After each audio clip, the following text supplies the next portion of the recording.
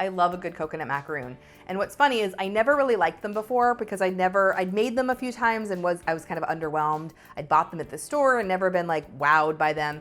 And then we went to Disneyland at the Jolly Holiday Cafe and they sell the Matterhorn macaroons there. And oh my God, I fell in love. Like I think I ate 3 or 4 the first time I had them. Even my daughter likes them and she doesn't like coconut.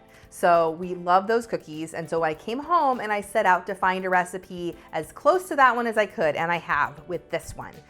It's nice and soft and chewy on the inside. And I have a couple of secrets that are gonna make them absolutely delicious. You're not gonna wanna miss this recipe.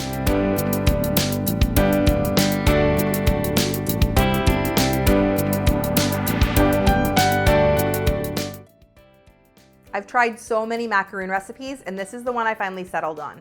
And what I discovered was I don't like macaroons that are made with egg whites. I don't know why, I just don't like them. But I like this recipe. There's no eggs in this recipe. The binder is 2 different things, sweetened condensed milk and flour. Those 2 things together make an amazing coconut macaroon. This is one of the easiest recipes. 1 bowl, 1 spoon, just a few ingredients, mix them, no chilling, mix, bake, cook, eat. That's all you gotta do. I have a couple secrets to making the perfect macaroon. Let's get started. For delicious desserts and easy recipes, be sure to subscribe to my channel. To start the recipe, I'm gonna add 5½ cups of sweetened shredded coconut to a large bowl. Now this is just like Angel Flake or Baker's Delight coconut that you find in the baking aisle. You want 5½ cups. So it's about 2 packages unless you're using one of those really large ones. To the coconut, you're gonna add 2/3 of a cup of flour and sweetened condensed milk. That's the binder and my secret ingredient in this recipe. It makes it nice and rich and gooey on the inside. And then we're gonna add some flavorings. I'm going to add vanilla and almond extract. I love adding almond extract because it adds a little bit of extra flavor into the cookie, but if you don't like almond or you're allergic, just skip it. All you have to do is stir those together and then you're ready to bake. Make sure your oven is preheated 350 degrees. And I line my cookie sheets with silpat baking mats or you want to use parchment paper because these will stick if you don't. And then I'm making 2 tablespoon size cookies. These are not gonna spread, so you can put them right next to each other.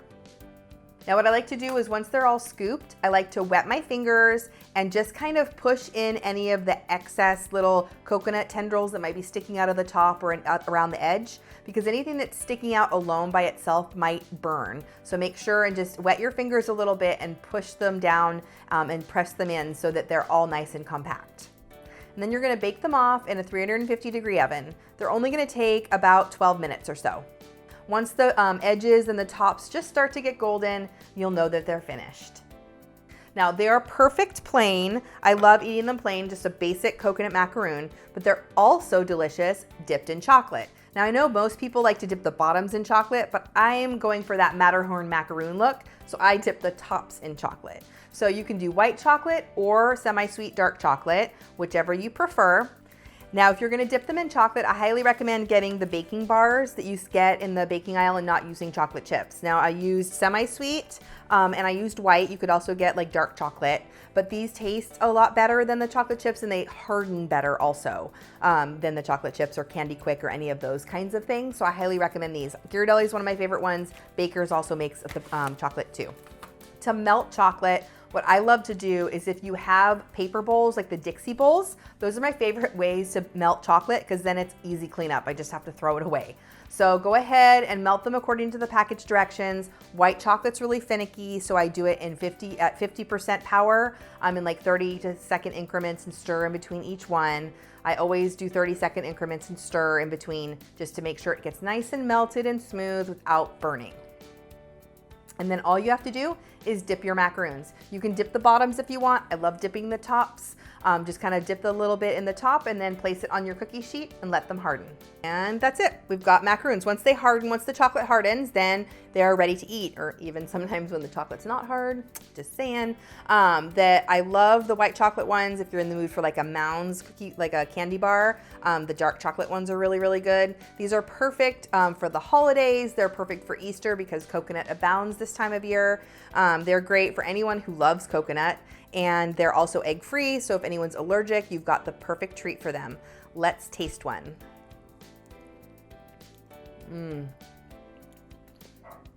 I love how soft they are inside.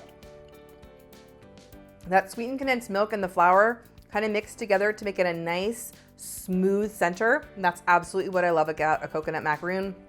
It reminds me of a Matterhorn macaroon from Disneyland. It's perfect, and I hope that you love them too. Leave me a comment, let me know what you would dip them in, or if you dip them at all. I'm gonna go and enjoy my Matterhorn macaroon while you keep watching.